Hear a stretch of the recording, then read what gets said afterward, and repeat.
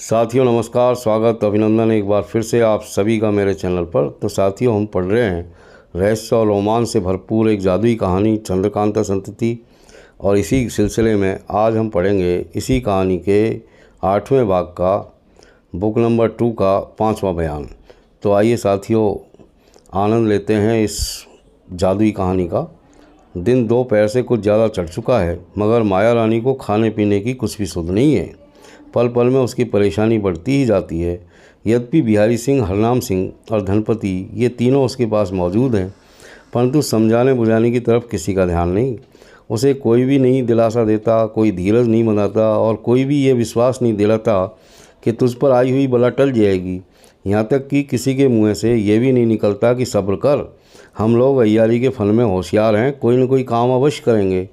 ऊपर के बयानों को पढ़कर पाठक समझ ही गए होंगे कि माया रानी की तरह उसकी सखी धनपति और उसके दोनों अय्यार बिहारी सिंह तथा हरनाम सिंह किसी भारी पाप के बोझ से दबे हुए हैं, और ऊपर की घटनाओं से उन तीनों की भी जान सुखा दी है। ये तीनों ही बदहोश और परेशान हो रहे हैं। इन तीनों को भी अपनी अपनी फिक्र पड़ी है, और इस समय इन तीनों के अतिरिक्त कोई चौथा आदमी माया रानी के सामने नहीं है। फिर उसे कौन समझावे बुझावे? इनके सिवाय कोई चौथा आदमी उसके भेदों को जानता भी नहीं, और न वह किसी को अपना भेद बताने का साहस कर सकती है। माया रानी की उदासी से चारों तरफ उदासी फैली हुई है। लौंडियों, नौकरों और सिपाहियों को भी चिंता ने आकर घेर लिया, और कोई भी नहीं जानता कि क्या हुआ या क्या होने वाला है। बहुत देर तक चुप रहने के बाद बिहारी सिंह ने सिर उठाया और माया रानी की तरफ देख करके कहा, बिहारी, एक तो वीरेंद्र सिंह के अय्यार स्वयं धुरंधर है, जिनका मुकाबला कोई नहीं कर सकता। दूसरे, कमलनी की मदद से उन लोगों का साहस और भी बढ़ गया है। धनपति, इसमें कोई संदेह नहीं कि आजकल जो खराबी हो रही है वह सब कमलनी ही की बदौलत है, जिसका हम लोग कुछ भी नहीं बिगाड़ सकते। माया, अफसोस वह कमबख्त इस तिलिस्मी बाग के अंदर आकर अपना काम कर जाए और किसी को कानो कान खबर न हो। हाय, न मालूम हम लोगों की क्या दुर्दशा होने वाली है। क्या करूं? कहाँ भाग कर जाऊं? अपनी जान बचाने के लिए क्या उद्योग करूं? धनपति, अभी एकदम से हताश न हो जाना चाहिए, बल्कि देखना चाहिए कि इस मुनादी का क्या असर रियाया के दिल पर होता है। माया, हाँ, मुझे ज़रा फिर से समझा के कह तो सही कि मुनादी वाले को क्या कह के पुकारने की आज्ञा मेरी तरफ से दी गई है। उस समय मैं आपे में बिल्कुल नहीं थी, इससे कुछ समझ में नहीं आया। धनपति, आपकी तरफ से मैंने दीवान साहब को हुक्म दिया, जिसका बंदोबस्त उन्होंने पूरा किया।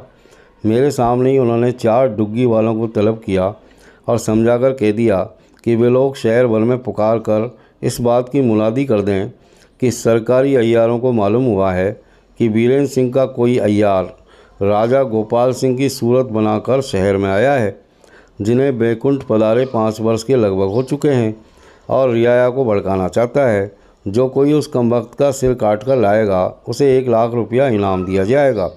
माया, ठीक है, मगर देखना चाहिए इसका नतीजा क्या निकलता है। बिहारी, 2 दिन के अंदर ही अंदर कुछ काम न चला तो समझ लेना चाहिए कि इस मुनादी का असर उल्टा ही होगा। माया, खैर, जो कुछ नसीब में लिखा है भोगूंगी। इस समय बदहवास होने से तो काम नहीं चलेगा, मगर ये तो कहो कि तुम दोनों अय्यार ऐसी अवस्था में मेरी सहायता किस रीति से करोगे। बिहारी, मेरे किए तो कुछ न होगा। मैं खूब समझ चुका हूँ कि वीरेंद्र सिंह के अय्यारों तथा कमलनी का मुकाबला मैं किसी तरह नहीं कर सकता। देखो, तेज सिंह ने मेरा मुँह ऐसा काला किया कि अभी तक रंग साफ नहीं होता। न मालूम उसे कैसे कैसे मसाले याद हैं। इसके अतिरिक्त तुम्हें अपने लिए शायद कुछ उम्मीद हो, मगर मैं तो बिल्कुल ही नाउम्मीद हो चुका हूँ, और अब 1 घंटे के लिए भी यहाँ ठहरना बुरा समझता हूँ। माया, क्या तुम वास्तव में ऐसा ही करोगे जैसा कह चुके हो? बिहारी, हाँ, बेशक मैं अपनी राय पक्की कर चुका हूँ। मैं इसी समय यहाँ से चला जाऊँगा, और फिर मेरा पता कोई भी नहीं लगा सकेगा। माया, हरनाम सिंह की तरफ देख के, और तुम्हारी क्या राय है? हरनाम, मेरी भी वही राय है जो बिहारी सिंह की है। माया, खूब समझ बूझ कर मेरी बात का जवाब दो। हरनाम, जो कुछ समझना था समझ चुका। माया, कुछ सोचकर, अच्छा, मैं एक तरकीब बताती हूँ। अगर उससे कुछ काम न चले तो फिर जो कुछ तुम्हारी समझ में आए करना, या जहाँ चीज आए चले जाना। बिहारी, अब उद्योग करना वृथा है, मेरे किए कुछ भी नहीं होगा। माया, नहीं नहीं घबराओ मत, तुम जानते हो कि मैं इस तिलिस्म की रानी हूँ और इस तिलिस्म में बहुत सी अद्भुत चीज़ें हैं। मैं तुम दोनों को एक चीज़ देती हूँ जिसे देखकर और जिसका मतलब समझकर तुम दोनों स्वयं कहोगे कि कोई हर्ज नहीं।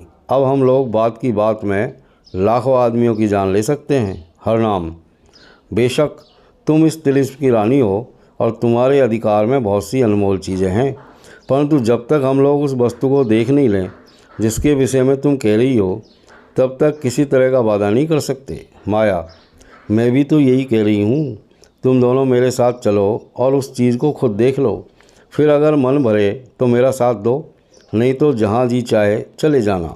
हरनाम, खैर पहले देखे तो सही वे कौन सी अनूठी चीज़ है जिस पर तुम्हें इतना भरोसा है।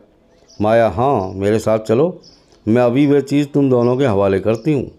माया रानी उठ खड़ी हुई और धनपति तथा दोनों अय्यारों को साथ लिए हुए वहाँ से रवाना हुई। बाग में घूमती वह उस बुर्ज के पास गई जो बाग के पिछले कोने में था और जिसमें लाडली और कमलनी की मुलाकात हुई थी। उस बुर्ज के बगल ही में एक और कोठरी शाय पत्थर से बनी हुई थी, मगर ये मालूम न होता था कि उसका दरवाज़ा किधर से है, क्योंकि पिछली तरफ तो बाग की दीवार थी और बाकी तीनों तरफ वाली कोठरी की शाय दीवारों में दरवाजे का कहीं कोई निशान नहीं था।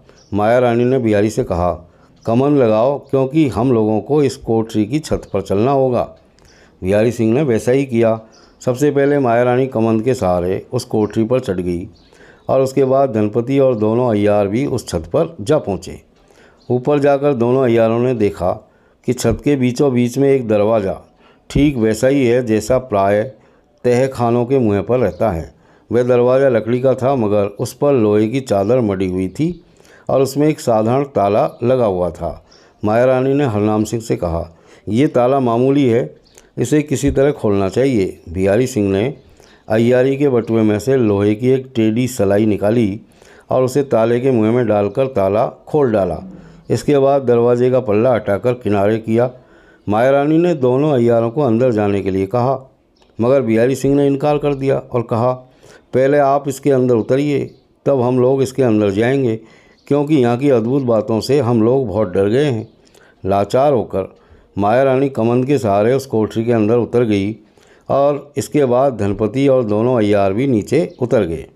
ऊपर का दरवाज़ा खुला रहने से कोठरी के अंदर चांदना पहुँच रहा था। यह कोठरी लगभग 20 हाथ के चौड़ी और इससे कुछ ज़्यादा लंबी थी। यहाँ की ज़मीन लकड़ी की थी और उस पर किसी तरह का मसाला चढ़ा हुआ था। कोठरी के बीचों बीच में एक छोटा सा संदूक पड़ा हुआ था। धनपति का हाथ पकड़े माया रानी एक किनारे खड़ी हो गई और दोनों अय्यारों की तरफ देख करके बोली, तुम दोनों मिलकर इस संदूक को मेरे पास लाओ।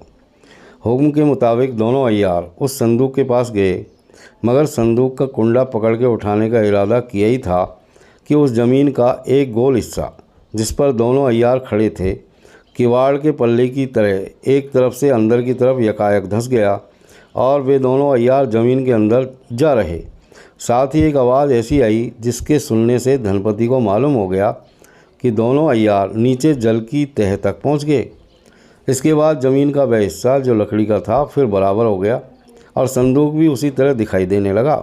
ये हाल देख धनपति डर के मारे कांपने लगी और माया रानी की तरफ देख के बोली, क्या ये कोई कुआं है? माया, हाँ ये कुआं है और ऐसे नमक हरामों को सज़ा देने के लिए बनाया गया है। दोनों बेईमान अय्यार मेरा साथ छोड़ के अपनी जान बचाना चाहते थे।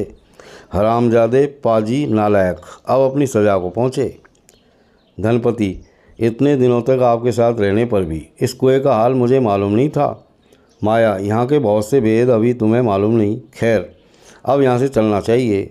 धनपति को साथ लिए माया रानी उस कोठरी के बाहर निकली और दरवाज़ा बंद करने के बाद कमंद के सहारे उतरकर अपने खास सोने वाले कमरे में चली आई। माया रानी की लौंडियों ने माया रानी को दोनों अय्यारों और धनपति के साथ उस कोठरी की तरफ जाते देखा था, मगर अब केवल धनपति को साथ लिए लौटते देख उनको ताज्जुब हुआ, लेकिन डर के मारे कुछ पूछ न सकी। संध्या का समय हो गया। माया रानी अपने कमरे में जाकर मसहरी पर लेट गई। उस समय बहुत सी लौंडियाँ उसके सामने थी, मगर इशारा पाकर सब बाहर चली गई, केवल धनपति वहाँ रह गई। धनपति, आपने बहुत जल्दी की, बेचारे अय्यारों की जान व्यर्थ ही गई। माया, वे दोनों कमीने इसी लायक थे, इसलिए मैं उनसे बार बार पूछ रही थी। जब देख लिया कि वे अपने विचार पर दृढ़ है तो लाचार। धनपति, खैर जो हुआ सो अच्छा हुआ, लेकिन अब क्या करना चाहिए? अफसोस ये है कि ऐसे समय में बेचारी मनोरमा भी नहीं है। माया लंबी सांस लेकर, हाय, बेचारी मनोरमा मेरी सच्ची सहायक थी, पर उसे भी तेज सिंह ने गिरफ्तार कर लिया। इसी खबर के साथ नागर ने कहला भेजा था कि भूतनाथ के कागजात अपने साथ लेकर उसे छुड़ाने जाती हूँ, मगर उस बात को भी बहुत दिन बीत गए और अभी तक मालूम नहीं हुआ कि नागर के जाने का क्या नतीजा निकला। तेज सिंह ने उसे भी गिरफ्तार कर लिया हो तो ताज्जुब नहीं। सच तो यह है कि भूतनाथ के मारने में मनोरमा ने बड़ी जल्दी की। धनपति, बेशक भूतनाथ के मारने में उसने भूल की। भूतनाथ से बहुत कुछ काम निकलने की आशा थी। इतने ही में बाहर से आवाज़ आई, थी नहीं बल्कि है। माया रानी ने दरवाजे की तरफ देखा तो नागर पर निगाह पड़ी। माया, इस समय तेरा आना बहुत ही अच्छा हुआ। मेरे पास आकर बैठ। नागर माया रानी के पास बैठकर, मैं देखती हूँ कि आज आपकी अवस्था बिल्कुल बदली हुई है, कहिए मिजाज तो अच्छा है। माया, अच्छा क्या है, बस दम निकलने की देर है। नागर घबरा कर, सो क्यों? माया, अब आई है तो सब कुछ सुनी लेगी, पर पहले अपना हाल तो कहे कि मेरी प्यारी सखी मनोरमा को छुड़ा लाई या नहीं।